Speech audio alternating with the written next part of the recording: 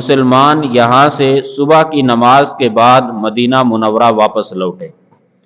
ابھی مسلمان مدینہ منورہ واپس لوٹے ہی تھے کہ نبی کریم صلی اللہ علیہ وسلم نے اپنا ہتھیار اور اپنا اسلحہ اتارا اور مسلمانوں نے بھی اتار دیا۔ ابھی ظہر کا وقت قریب ہی تھا، کچھ لوگ نے ظہر کا وقت داخل ہو گیا، نماز ظہر ادا وغیرہ کر لی۔ اسی دوران ہی حضرت جبرائیل علیہ السلام تشریف لائے۔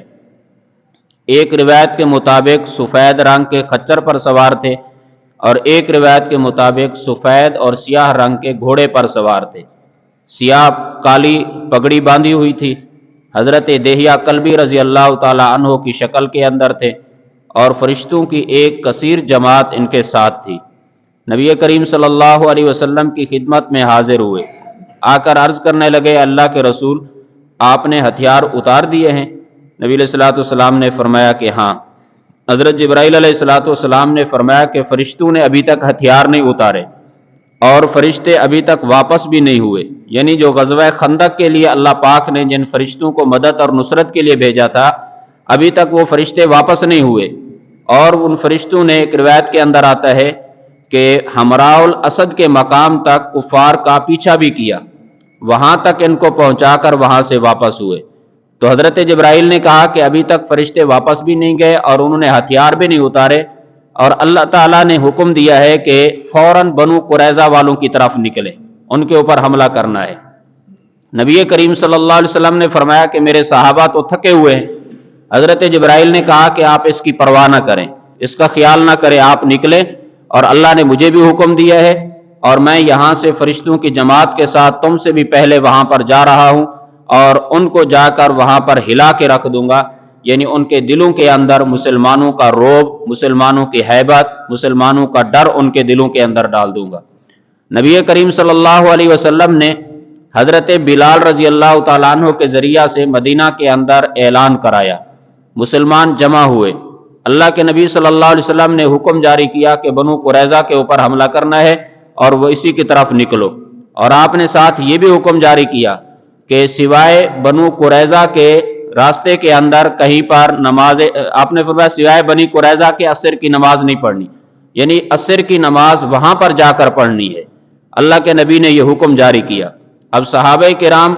مختلف جماعتوں کے اندر اور مختلف ٹولیوں کے اندر روانہ ہونے لگے۔ اب نبی علیہ الصلوۃ والسلام نے اس کے لیے، غزوہ کے لیے، پرچم حضرت علی رضی اللہ تعالیٰ عنہ کے حوالے کیا، اور یہ وہی پرچم تھا جو غزوہ خندق کے اندر تھا، وہی پرچم حضرت علی کے حوالے کیا، اور حضرت علی رضی اللہ تعالیٰ عنہ بھی مہاجرین اور انصار کی ایک جماعت کے ساتھ یہاں سے پہلے روانہ ہو گئے اور نبی علیہ الصلوۃ والسلام بعد میں روانہ ہوئے۔ اب اللہ کے نبی کا یہ فرمان تھا کہ عصر کی نماز سوائے بنی قریظہ کے کہیں نہیں پڑھنی۔ تو اب صحابہ کرام کی جو جماعتیں، مختلف جماعتوں کی شکل کے اندر صحابہ کرام روانہ تھے، راستے کے اندر نماز عصر کا وقت ہو گیا۔ اب صحابہ میں آپس میں اختلاف ہوا کہ عصر کی نماز یہاں پڑھیں یا بنو قریظہ میں جا کے پڑھیں۔ ایک جماعت کا موقف یہ تھا کہ اللہ کے نبی نے فرمایا تھا کہ سوائے بنی قریظہ کے عصر کی نماز نہیں پڑھنی، تو لہٰذا ہم جب تک بنو قریظہ میں نہیں پہنچیں گے اس وقت تک عصر کی نماز نہیں پڑھیں گے، وہاں پر پہنچ کر پڑھیں گے۔ دوسری جماعت نے اجتہاد کیا اور استنباط کیا، انہوں نے کہا کہ اللہ کے نبی کے اس بات کا مقصد یہ تھا کہ تم نے جتنا جلدی ہو سکے جلدی پہنچنا ہے، آپ کا مقصد یہ نہیں تھا کہ اگر عصر کی نماز قضا ہو جائے اور فوت ہونے لگے، وقت نکلنے لگے تو چھوڑ دینی ہے، بلکہ اللہ کے نبی کا مقصد جلدی پہنچنے کے بارے کے اندر تھا۔ تو لہٰذا دو جماعتیں ہو گئیں، ایک جماعت نے عصر کی نماز کو نہیں پڑھا، دوسری جماعت جنہوں نے اجتہاد کیا انہوں نے عصر کی نماز کو آخر وقت کے اندر پڑھ لیا۔ اب یہ دونوں جماعتیں جب وہاں پر بنی قریظہ کے قبیلہ کے اندر ان کے قلعہ کے پاس پہنچی اور نبی علیہ الصلوۃ والسلام بھی وہاں پر پہنچے، تو اللہ کے نبی کے سامنے ان دونوں جماعتوں نے یہ بات رکھی کہ عصر کی نماز کے لیے ہمارا یوں اختلاف ہوا، ایک جماعت نے عصر کی نماز وقت کے اندر پڑھ لی، دوسری جماعت نے عصر کی نماز کو چھوڑ دیا اور یہاں پر آ کر قضا پڑھی ہے۔ نبی علیہ الصلوۃ والسلام نے ان دونوں جماعتوں میں سے کسی جماعت کے اوپر اعتراض نہیں کیا، آپ نے کسی جماعت کو ڈانٹا نہیں، آپ نے دونوں کی تصویب فرمائی۔ اس لیے کہ دونوں کی نیت درست تھی، کسی کی نیت کے اندر فطور نہیں تھا۔ اس حدیث سے حافظ ابن قیم رحمہ اللہ نے اس حدیث کے تحت لکھا ہے کہ وہ صحابہ کرام جنہوں نے حدیث کے ظاہر پر عمل کیا، ظاہر الفاظ کے اوپر عمل کرتے ہوئے عصر کی نماز کو چھوڑا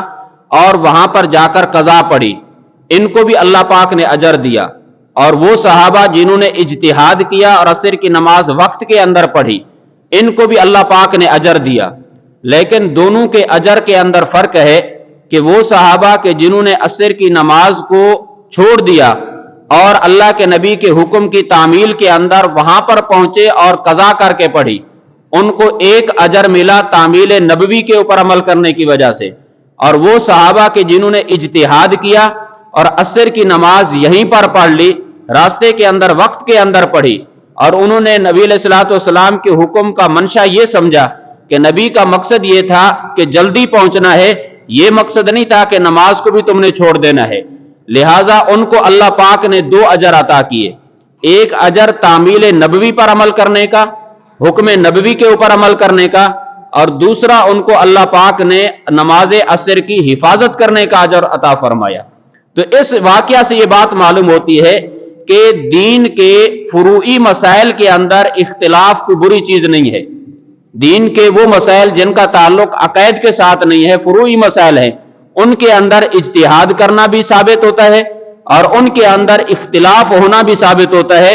اب وہ لوگ جو یہ اعتراض کرتے ہیں کہ جی کوئی امام ابو حنیفہ کا مقلد ہے، کوئی امام شافعی کا مقلد ہے، کوئی امام احمد بن حنبل کا مقلد ہے اور کوئی امام مالک کا مقلد ہے، اب ہر امام کی بات ہے، چاروں امام ہیں اور چاروں اماموں کا ایک ہی مسئلے کے اندر اختلاف ہوا، چار باتیں ہو گئی، ان میں سے کون صحیح، کون ان میں سے غلط، اب ان میں سے کون گناہ والا، کون ثواب والا۔ تو میرے بھائی ان میں سے آپ کسی کو ثواب یا گناہ کا فتویٰ نہیں لگا سکتے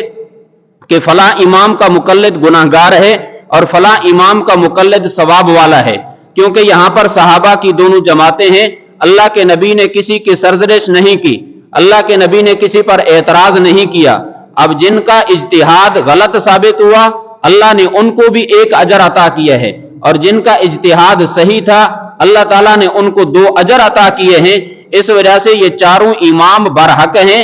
آپ جس امام کے بھی پیچھے چلیں گے ہدایت پائیں گے، اور جس امام کا مسئلہ عند اللہ صحیح ہوا اس کے مقلد کو اور اس امام کو دوہرا اجر ملے گا، اور جس امام کا مسئلہ اگر غلط ہو گیا تب بھی اس کو ایک اجر اور ثواب ملے گا، کیونکہ اس نے اپنی کوشش کے مطابق دین کے فروعی مسئلے کے اندر اجتہاد کیا ہے۔ اس وجہ سے اس سے اجتہاد کرنے کا ثبوت بھی ملتا ہے، تقلید کا ثبوت بھی ملتا ہے۔ اس وجہ سے چاروں اماموں میں سے کسی ایک امام کی تقلید کرنا ضروری اور لازمی ہے۔ تو صحابہ کرام کی یوں جماعت روانہ ہوئی، حضرت علی رضی اللہ تعالیٰ عنہ کے ہاتھ میں پرچم ہے، حضرت علی کی جماعت جو مہاجرین اور انصار کے اوپر مشتمل تھی، یہ جب وہاں پر یہودیوں کے قلعہ کے پاس پہنچے اور انہوں نے وہاں پر پرچم لہرایا، تو حضرت علی رضی اللہ تعالیٰ عنہ کی جماعت نے یہودیوں کی بستی سے اندر سے نبی کریم صلی اللہ علیہ وسلم اور آپ کی ازواج مطہرات کو گالیاں دیتے سنا کہ یہودی نبی علیہ الصلوۃ والسلام کو بھی بےہودہ قسم کی گالیاں دے رہے تھے اور آپ کی ازواج مطہرات کو بھی گالیاں دے رہے تھے۔ اس سے معلوم ہوتا ہے کہ ازواج مطہرات کو گالیاں دینے والے یہودی النسل ہیں، وہ یہودیوں کے ساتھ ان کا تعلق ہے، تو آپ کی ازواج کے اوپر بھی اعتراض ہو رہا تھا۔ اب صحابہ خاموش ہو گئے اور نبی علیہ الصلوۃ والسلام جیسے وہاں پر پہنچے تو حضرت علی رضی اللہ تعالیٰ عنہ نے نبی علیہ الصلوۃ والسلام کے سامنے عرض کیا، اللہ کے رسول آپ ان کی بستی کے قریب نہ جانا۔ اللہ کے نبی سمجھ گئے کہ ان کی نیت بری ہے یہودیوں کی، تو حضرت علی نے پھر بتلایا کہ یہ نازیبا الفاظ کہہ رہے تھے اور یہ ایسے الفاظ بول رہے تھے جو ناقابل معافی جرم تھا۔ تو اس وجہ سے وہاں پر مسلمانوں نے یہودیوں کی پوری بستی کا محاصرہ کر لیا، چاروں طرف سے محاصرہ ہو گیا، اور تقریباً ایک روایت کے اندر 15 دن، ایک کے اندر ایک مہینہ، اور ایک صحیح جو روایت ہے زیادہ وہ 25 دن کی ہے۔ 25 دن تک مسلمانوں نے یہودیوں کی بستی کا محاصرہ کر لیا چاروں طرف سے۔ اب یہودی اندر پریشان، اور اللہ پاک نے ان کے دلوں کے اندر روب بھی ڈالا، مسلمانوں کا دبدبا بھی ڈالا۔ یہودیوں کے اندر یہ ہمت نہ ہوئی کہ مسلمانوں کا سامنا کریں، ان کے اندر یہ ہمت نہ تھی کہ مسلمانوں کا مقابلہ کریں۔ اب یہودی گھر کے اندر گھسے ہوئے ہیں. جب 25 روز گزر گئے اور یہودیوں کا جو سردار کعب بن اسد تھا جس نے غداری کی تھی اور جس نے ہوئی بن اخطب کے کہنے کے اوپر معاہدے کو توڑا تھا، اب اس نے اپنی برادری کو، اپنے لوگوں کو، یہودیوں کو جمع کیا اور جمع کرنے کے بعد ان کے سامنے بات کی. یہ کعب بن اسد کہنے لگا دیکھو باہر سے مسلمانوں نے تمہارا محاصرہ کیا ہوا ہے اور مجھے معلوم ہے کہ تم سارے کے سارے پریشانی کے عالم کے اندر ہو، لہٰذا میں تمہارے سامنے 3 باتیں رکھتا ہوں. ان 3 باتوں میں سے کسی ایک بات کو اختیار کر لو تو تمہیں اس مصیبت سے نجات مل جائے گی. ان یہودیوں نے کہا کہ جی کیا بات ہے؟ تو اس کعب بن اسد نے کہا پہلی بات یہ ہے کہ تم سب جانتے ہو کہ یہ نبی برحق نبی ہے اور اللہ تعالیٰ کا سچا نبی ہے. جن تورات کے اندر جس نبی کی نشانیاں تم پڑھتے ہو وہی ساری نشانیاں اس نبی کے اندر پائی جاتی ہیں. لہٰذا پہلی میری بات یہی ہے کہ ہم سارے کے سارے اس نبی کا کلمہ پڑھ کے ایمان لیں اور اس کی تصدیق کر لیں، جس کا فائدہ ہمیں یہ ہوگا کہ دنیا کے اندر ہمارے اموال، ہماری عورتیں، ہمارے بچے محفوظ ہو جائیں گے اور آخرت کے عذاب سے بھی بچ جائیں گے. کعب بن اسد نے جب یہ بات کی تو یہودی کہنے لگے نہیں جی ہم تو تورات کو نہیں چھوڑ سکتے، ہم تو اس نبی کے اوپر ایمان نہیں لائیں گے، یہ بات ہمیں منظور نہیں ہے. اب کعب بن اسد نے کہا چلو یہ منظور نہیں تو دوسری بات یہ ہے کہ ہم سب مل کر اپنے بچوں کو، اپنی عورتوں کو اپنے ہاتھوں سے قتل کریں. ان سب کو، تم اپنوں کو قتل کرو، میں اپنوں کو قتل کرتا ہوں. اپنی عورتیں بھی قتل کرتے ہیں پہلے، اپنے چھوٹے چھوٹے بچوں کو بھی قتل کرتے ہیں. جب ان سے فارغ ہو جائیں گے ہم مرد صرف بچ جائیں گے، پھر سارے کے سارے مرد مل کر تلواریں لے کر، تیر لے کر، ہتھیار اسلحہ لے کر یک بارگی مسلمانوں کے اوپر ٹوٹ پڑیں گے، مسلمانوں کے اوپر حملہ کریں گے. اب اس کے 2 صورتیں ہوں گی. اگر ہم ناکام ہو گئے تو پھر ہمارے پیچھے بچوں کا، عورتوں کا کوئی خوف اور غم نہیں ہوگا، کوئی ہماری نسل ہی پیچھے نہیں بچے گی، کسی کا ہمیں کسی غم کرنے کی، پریشان ہونے کی کیا ضرورت. اگر ہم بچ گئے، فاتح بن گئے، پھر عورتیں بہت، بچے بھی ہو جائیں گے، شادیاں بھی ہو جائیں گی، سب کچھ ہو جائے گا. تو اس کی برادری کہنے لگی کہ کمبخت ان بچوں کا، عورتوں کا کیا قصور ہے، ہم ان کو اپنے ہاتھوں سے کیوں قتل کریں، ہم اس کام کے لیے بھی تیار نہیں ہیں. تو کعب بن اسد نے کہا پھر تیسری بات یہ ہے کہ مسلمانوں کو معلوم ہے کہ یہودیوں کے ہاں ہفتے کا دن بہت بڑا ادب اور احترام والا دن ہے. جس طرح مسلمانوں کے لیے جمعہ کا دن ہے، یہودیوں کے لیے ہفتے کا دن تھا، اور یہ بات کر رہا تھا ہفتے کی رات کو، یعنی جمعہ والے دن شام کے وقت یہ باتیں کر رہا تھا. اس نے کہا مسلمانوں کو اب ممکن ہے کہ مسلمان اس بے خبری کے اندر ہوں کہ یہودی ہفتے کے دن کا ادب اور احترام کریں گے اور ہمارے اوپر حملہ نہیں کریں گے، تو کیوں نہ ہو کہ ہم رات کے وقت مسلمانوں کے اوپر یک بارگی حملہ کر دیں اور ان کو دھوکے کے اندر رکھیں گے، ان پر حملہ کر دیں، ممکن ہے ہمیں فتح مل جائے.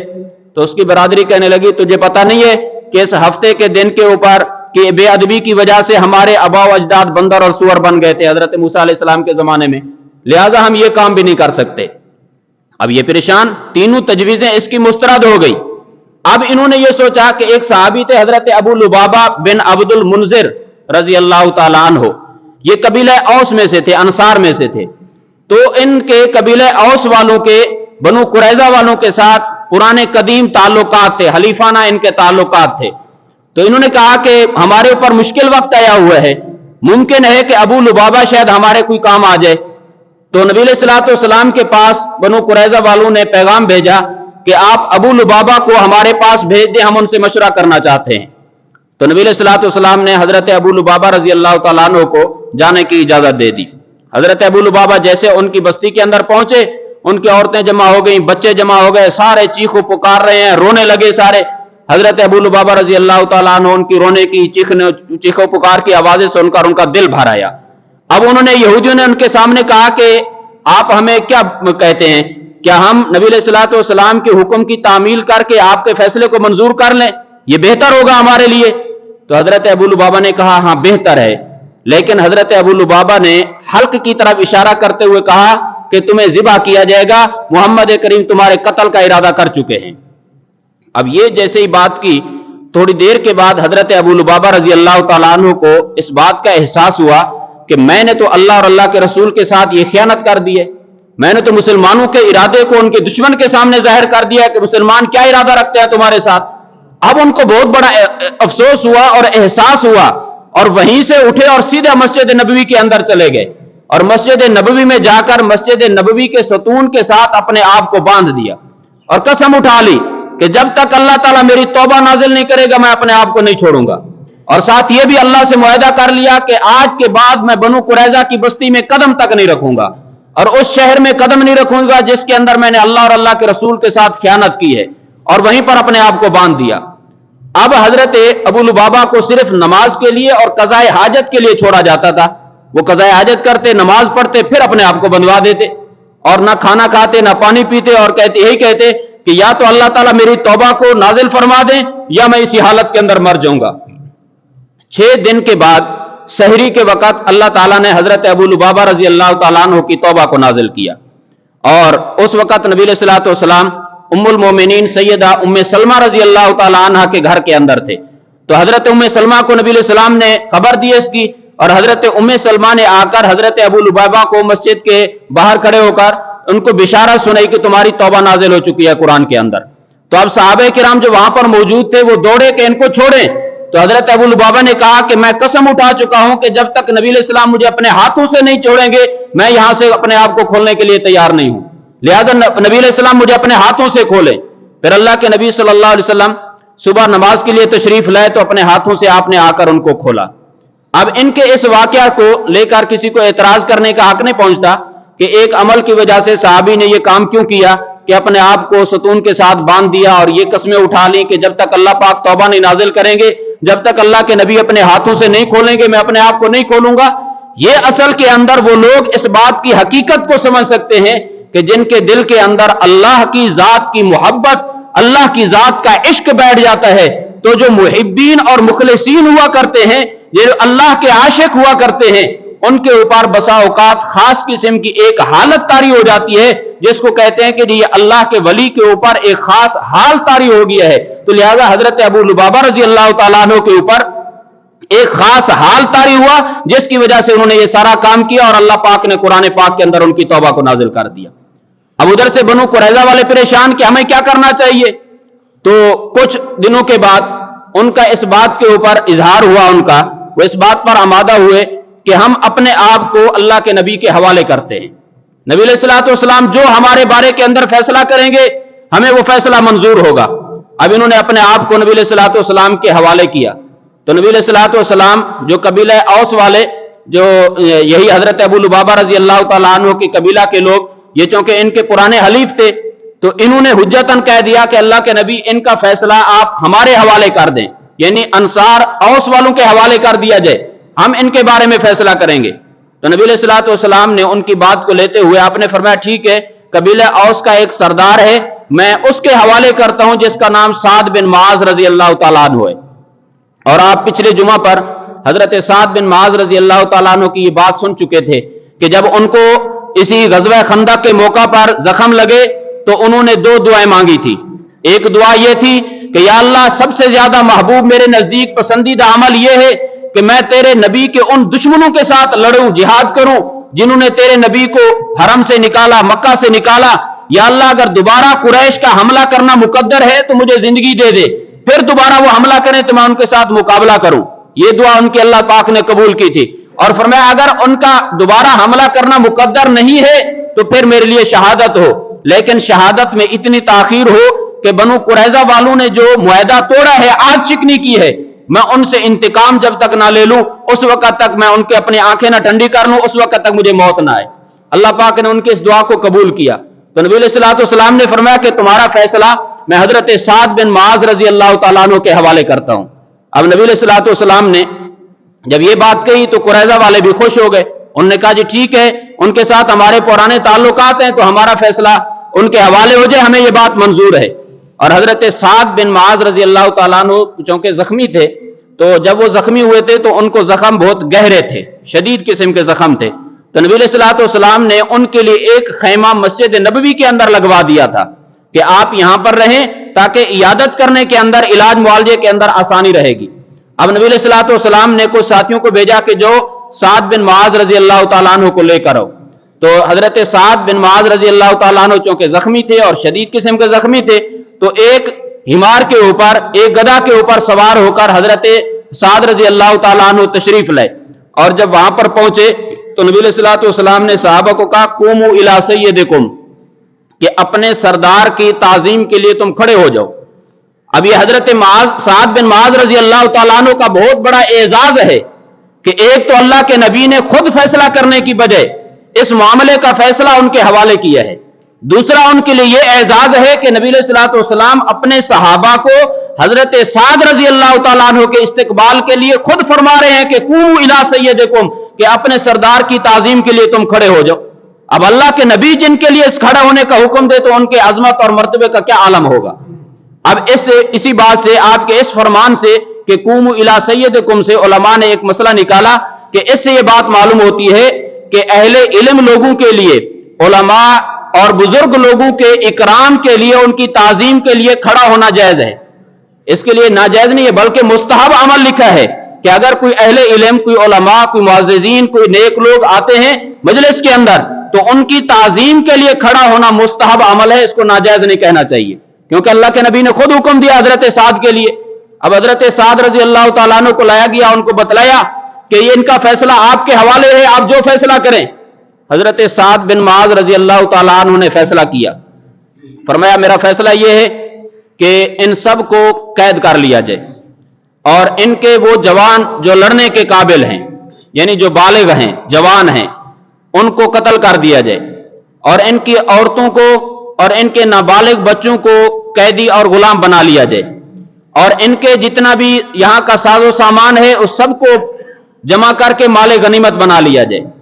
یہ حضرت سعد بن معاذ رضی اللہ تعالیٰ عنہ نے فیصلہ سنایا. اللہ کے نبی نے فرمایا بے شک تو نے اللہ کے حکم کے مطابق فیصلہ کیا ہے. نبی علیہ الصلوۃ والسلام نے ان کے فیصلے کی تصویب فرمائی کہ تیرا فیصلہ درست ہے. اب یہ قوم والوں نے بھی، چونکہ یہ یہودی تھے، تورات کو مانتے تھے اور تورات کے اندر بھی یہی بات تھی کہ جو غداری کرے تو ان کا فیصلہ اسی طرح لکھا ہوا تھا، وہ ماننے کے لیے تیار ہو گئے. انہوں نے کہا ٹھیک ہے، ہمیں یہ بات منظور ہے.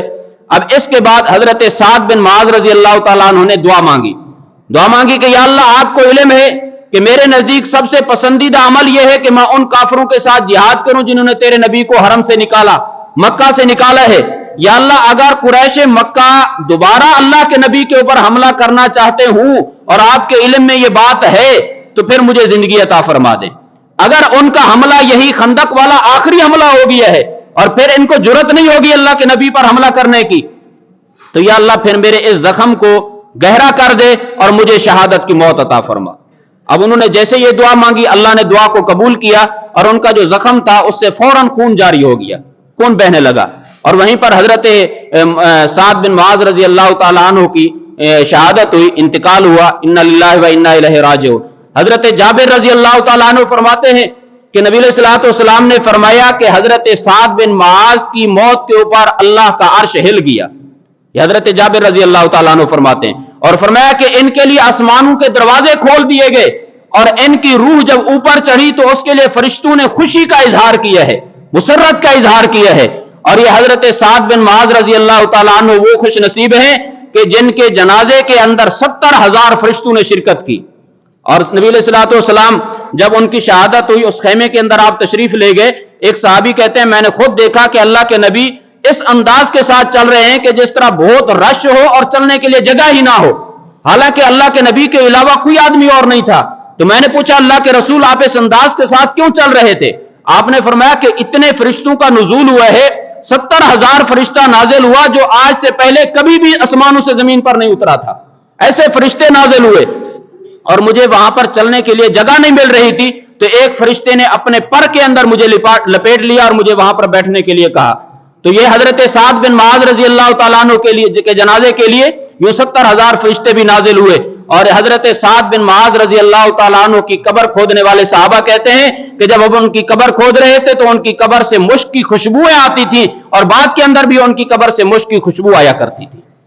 اب حضرت سعد بن معاذ رضی اللہ تعالیٰ عنہ کی قبر سے مشک کی خوشبو آنا یہ اس بات کی واضح دلیل ہے کہ عذاب اور ثواب کا تعلق قبر کے اندر ہے. الین اور سجین کی رٹ لگانے والوں، یہاں سے دیکھو حضرت سعد بن معاذ رضی اللہ تعالیٰ عنہ نبی کا صحابی ہے، ان کی قبر سے خوشبو آ رہی ہے. اس لیے یہیں سے معلوم ہوتا ہے کہ ثواب اور عذاب کا تعلق قبر کے ساتھ ہے. یہ کہنا کہ یہ قبر ہی نہیں ہے، اس قبر کا ہی انکار کر دینا اور الین اور سجین کی بات کرنا کہ اس کو قبر کہا گیا ہے اور یہ قبرستان کا ہی انکار کرنا کہ یہ زمینی گڑھے ہیں، اس کو قبر ہی نہیں کہنا چاہیے. پھر یہاں سے خوشبوئیں کس چیز کی آ رہی ہیں؟ پھر جو اللہ پاک اپنی قدرت کے ساتھ یہاں سے عذاب کے واقعات بسا اوقات دکھلا دیا کرتے ہیں، یہ کیا چیز ہوا کرتی ہے؟ اس لیے یہاں سے معلوم ہوتا ہے کہ عذاب اور ثواب کا تعلق برزخ عالم برزخ کے اندر، یہ قبر چونکہ برزخ کا ایک حصہ ہے، ایک جگہ ہے، اس وجہ سے اللہ پاک یہیں پر اس کا نظام رکھتے ہیں، اور اجمالی طور پر انسان کا عذاب اور ثواب کا حساب جو ہوتا ہے وہ قبر کے اندر ہو جاتا ہے، اور تفصیلی طور پر حساب و کتاب کا معاملہ عالم حشر کے اندر ہوگا۔ حضرت سعد بن معاذ رضی اللہ تعالیٰ عنہ کی قبر سے خوشبو مہکی۔ اب حضرت سعد رضی اللہ تعالیٰ عنہ کی تو شہادت ہو گئی، اب اس کے بعد یہ بنو قریظہ والوں کے لیے جو فیصلہ ہو گیا یہی اٹل فیصلہ تھا۔ اب ان سب کو قیدی بنا لیا گیا، ان کے جوانوں کو الگ قید کیا گیا، ان کی عورتوں کو بچوں کو الگ قید کیا گیا، اور ان کے گھروں کا جتنا بھی سامان تھا سارے کا سارا سامان اکٹھے کر لیا گیا اور مجاہدین کے اندر تقسیم کیا گیا۔ اس کے اندر بہت زیادہ سامان تھا، تقریباً 1500 تلواریں، نیزے، تیر اور گھر کا سامان، یہ کھانے پکانے کی جتنے بھی ہنڈیاں اور برتن ہوتی ہے، اور اسی طرح یہ باقی بستر وغیرہ، کیونکہ یہ پوری آبادی تھی، پوری بستی تھی، یہ ساری چیزیں وہاں سے جمع کی گئی اور مجاہدین کے اندر ان کو تقسیم کیا گیا۔ اب نبی علیہ الصلوۃ والسلام نے ان کے قیدیوں کو مختلف مکانوں کے اندر بند کروا دیا، محصور کر دیا، اور آپ نے مدینہ منورہ کے اندر خندقیں کھدوائیں،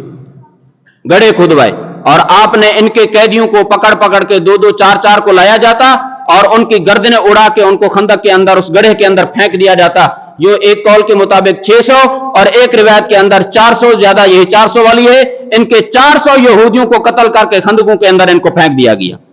یہی غداری کا نتیجہ ہوا کرتا ہے، کیونکہ اللہ کے نبی صلی اللہ علیہ وسلم نے ان کے اوپر بہت بڑے احسانات کیے تھے۔ یہ بنو نذیر والوں یہودیوں کو تو نکال دیا تھا، نبی علیہ السلام نے مدینہ میں قریظہ والوں کو رہنے دیا، پھر ان کے ساتھ معاہدہ بھی تھا، پھر عین مسلمانوں کے اوپر جب مشکل وقت آئی تھی اس وقت غداری کی انہوں نے، اس وجہ سے ان نوجوانوں کو قتل کیا گیا،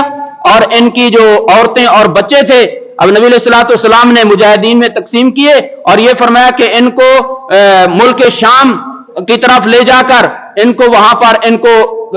بیچا جائے، اور آپ نے یہ بھی حکم جاری کیا کہ بیچنے کے اندر اس بات کا خیال کرنا ہے کہ جو چھوٹا بچہ کسی ماں کے ساتھ ہے تو بچے اور ماں کو الگ نہ بیچا جائے، ان کو جہاں پر بھی بیچیں اکٹھے بیچیں، جب تک یہ بچہ بالغ نہ ہو جائے ماں سے الگ نہ کیا جائے، اور ان عورتوں کو بچوں کو وہاں پر بیچ کر وہاں سے جو بھی پیسہ ملا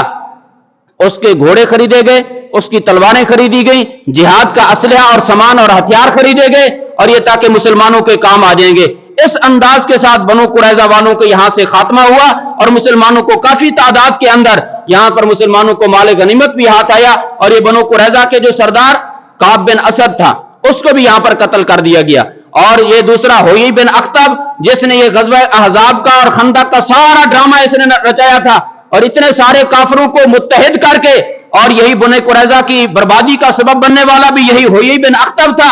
اس کو نبی علیہ الصلوۃ والسلام کے سامنے لایا گیا قتل کرنے کے لیے۔ جب یہ یہاں پر آیا تو نبی علیہ السلام کی طرف دیکھ کر کہنے لگا کہ مجھے اپنے نفس کے اوپر اس بات کی ملامت نہیں ہے کہ میں آپ کے ساتھ دشمنی رکھتا ہوں،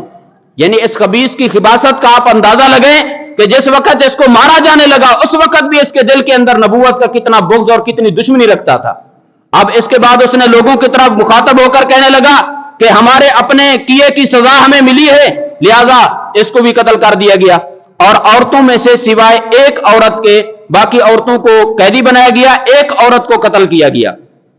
اس عورت کو بھی قصاص کے جرم کے اندر۔ اس عورت کا قصور یہ تھا کہ اس نے ایک مکان سے ایک چکی کا پاٹ گرایا تھا، ایک صحابی تھے حضرت خلاد بن سوید رضی اللہ تعالیٰ عنہ، ان کے اوپر چکی کا پاٹ اس عورت نے گرایا تھا اور ان کے اوپر لگا تو وہ شہید ہو گئے تھے، تو اس کے قصاص کے اندر اس عورت کو قتل کیا گیا۔ اور یہ اس عورت کے بارے کے اندر یہ بات بھی لکھی ہے کہ یہ عورت ایسی بہادری کے ساتھ قتل ہوئی کہ وہاں پر چونکہ وہ جن کو قتل کیا جا رہا تھا تو ان کے باری باری پر نام پکارے جاتے تھے، جس کا نام پکارا جاتا وہ اس کو لایا جاتا اور اس کو قتل کر کے خندق کے اندر گڑھے کے اندر پھینک دیا جاتا۔ یہ عورت ناموں کی پکار بھی سن رہی تھی اور خوش خوش بیٹھی ہوئی تھی، حضرت عائشہ رضی اللہ تعالیٰ عنہ کے ساتھ بیٹھ کر باتیں کر رہی تھی، بڑی خوش تھی، ہنس رہی تھی، اور پھر جب اس کا نام پکارا گیا تو اس وقت بھی خوشی کے ساتھ جانے لگی۔ تو حضرت عائشہ رضی اللہ تعالیٰ عنہ حیران ہوئی اور اسے پوچھنے لگی تجھے پتا ہے تجھے کس لیے بلایا جا رہا ہے؟ اس نے کہا ہاں مجھے پتا ہے کہ میں نے ایک جرم کیا تھا اور اس جرم کی سزا کے اندر ابھی مجھے قتل کر دیا جائے گا۔ تو یہ عورت یوں یعنی عورت ہو کر اتنی بہادری کے ساتھ قتل ہوئی ہے، تو اللہ پاک نے یوں سن 5 ہجری اور ذی قعدہ کے مہینے کے اندر یوں قریظہ کے یہودیوں کا بھی خاتمہ کیا۔ اب یہ وہ معاملہ ہو گیا کہ اس کے بعد کفار کے اندر کبھی یہ ہمت اور جرت نہ ہوئی اس کے بعد کہ کافر مل کر اکٹھے ہو کر یا انفرادی طور پر مسلمانوں کے اوپر حملہ کر سکیں۔ پہلے تو یہ ہوتا تھا مکے والے دوسرے تیسرے چوتھے یہ سارے کافر باری باری پر مسلمانوں پر حملہ کرتے رہے، لیکن اس کے بعد حضرت سعد بن معاذ رضی اللہ تعالیٰ عنہ کی ادھر سے دعا بھی تھی اور اللہ پاک نے یہ سارے لشکروں کو یوں شکست دی، تو اس کے بعد مسلمانوں نے یہ قدم اٹھے، مسلمانوں کی فتوحات کا زمانہ شروع ہوا کہ مسلمانوں نے خود حملے کرنا شروع کر دیے۔ اب کافروں کی یہ کمر ٹوٹ گئی کہ اتنے کافر مل کر بھی مسلمانوں کو ناکام نہیں کر سکے، تو اس کے بعد کسی کافر کے اندر ہمت نہ ہوئی کہ مدینہ منورہ پر چڑھائی کریں اور مسلمانوں کے اوپر حملہ کریں۔